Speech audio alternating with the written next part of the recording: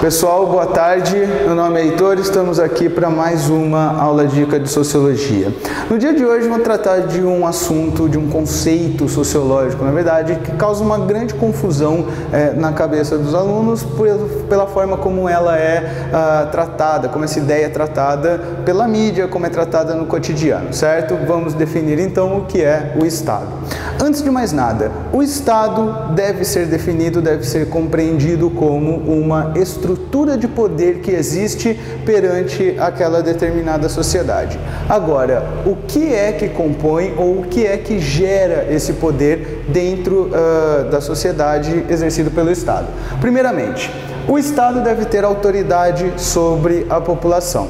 Essa autoridade pode ter diversas fontes. Ela pode vir da própria legitimidade concedida pela população, pela sociedade civil através de eleições, pode vir pela força, como por exemplo no caso de um golpe militar, de uma ditadura militar, ou até mesmo da tradição em determinados grupos, em determinadas sociedades, como é o caso das monarquias absolutistas ou até de algumas monarquias constitucionais. A questão é que não importa de onde vem essa autoridade que permite que o Estado exerça o poder sobre a sociedade, ela está presente, ok? Bom, além de autoridade, essa estrutura de poder também possui influência nas ações dos indivíduos, nas ações dos agentes de segurança, nas ações dos agentes econômicos, enfim, ela influencia, essa estrutura de poder tem um poder de influenciar, de direcionar a forma como as pessoas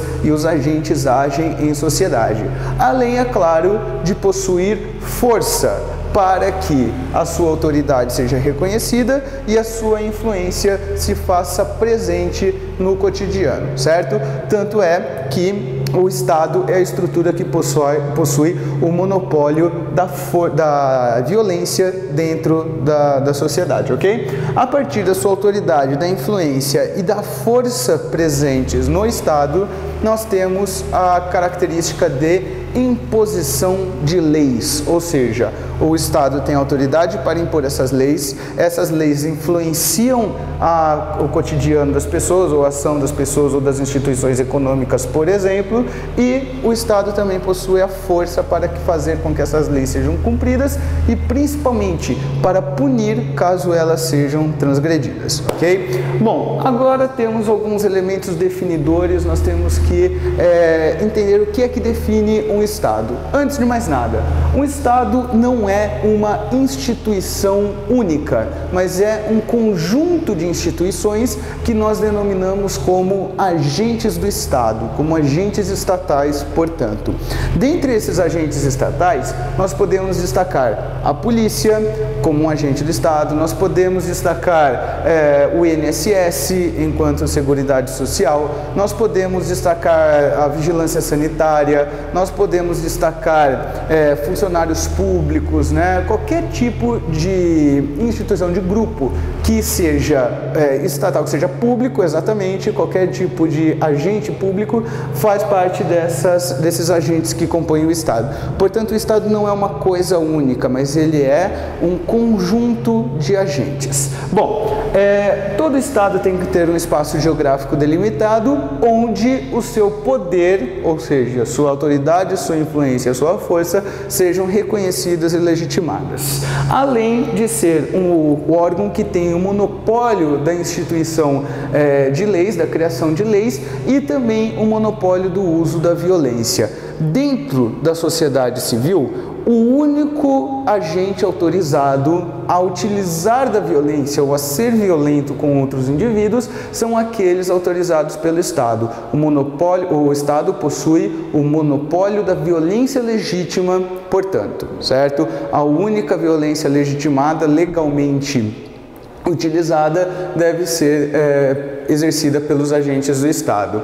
Agora, isso é muito interessante porque existe um problema muito grave nas grandes cidades brasileiras, que são os chamados poderes paralelos, por exemplo. Esse poder paralelo se faz presente nas favelas do Rio de Janeiro, onde nós estamos observando um processo de reocupação, um processo de restauração da autoridade, da influência e da força do Estado que não estava presente, né? Você teve durante décadas o abandono dessas regiões que ficaram à mercê da sua própria sorte e, portanto, onde determinados poderes paralelos, em especial dos traficantes e das próprias milícias, se instituiu perante a comunidade.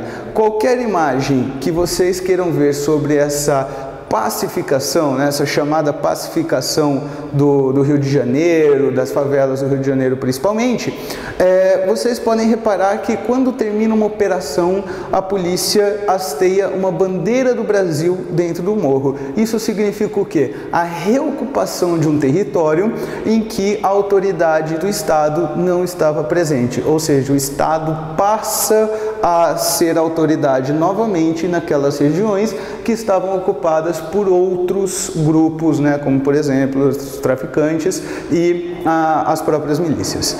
Bom, definido então o que é o Estado, de que forma que o Estado se constitui, quais são as suas principais características, é importantíssimo diferenciar o que é Estado do que é governo. Muitas vezes na mídia a gente percebe que esses conceitos são um pouco confundidos, né? Não são tratados com a devida clareza nas suas diferenças. Bom, se o Estado é uma estrutura de poder que existe dentro da sociedade, reconhecida e legitimada pela população, um governo seria caracterizado como um grupo de interesse que ocupa a estrutura do Estado, certo?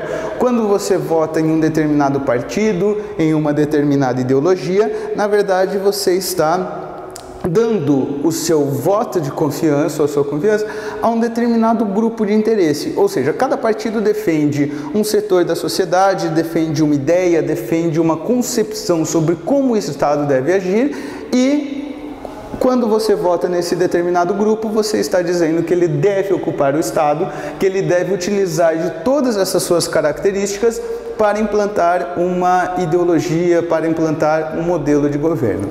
Portanto, para diferenciarmos de uma forma um pouco mais clara, eu gosto de usar um simbolismo, né? Eu gosto de usar uma simbologia aqui para diferenciar o que são os dois. Imaginem vocês que o Estado é como se fosse uma casa, uma estrutura fixa, uma estrutura que não se modifica radicalmente ao longo do tempo. Enquanto que o governo pode ser entendido como uma família que ocupa essa casa, por exemplo, né? Claro que cada família ocupar essa casa pode pintá-la de uma determinada cor, pode, enfim, fazer pequenas modificações para adaptá-la às suas necessidades e aos seus interesses, mas não vai modificar toda a sua estrutura. E se, por exemplo, imagine que a cada 4 em 4 anos essa família se mude, né, saia da casa enquanto outra ocupe esse espaço. Perfeito, pessoal? Eu espero ter ajudado vocês aí e até a próxima.